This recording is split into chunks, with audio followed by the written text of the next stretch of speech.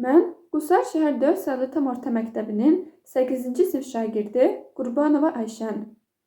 Mən sizə oxuduğum kitab barəsində qısa məlumat verəcəyəm. Adəm Günəşin Doğru Bilinən Yanlışlar adlı kitabı insanın həyatında, cəmiyyətində və cəmiyyətin müxtəlif sahələrində doğru bildikləri, amma əslində yanlış olan fikirləri və inancları izah edir. Kitabın əsas məqsədi bizə balacalıqdan etibarən böyüklərdən, məktəbdən və cəmiyyətdən öyrənilən doğru bildiyimiz şeylərin əslində yanlış ola biləcəyini göstərməkdir. Kitabda müəllif insanların çox vaxt doğru bildikləri şeyləri sorğulamaq çağırır. Çünki cəmiyyətdə bir çox zaman bizə doğru olaraq təqdim edilən fikirlər və anlayışlar həqiqətdə səhv ola bilər. Məsələn, cəmiyyətdə yayılmış, bəzən yanlış olan, amma bizə doğrunun bu olduğu deyilən inancların nələr olduğunu göstərir. Oxuduqca anladım ki, hər doğru göründüyü kimi deyil.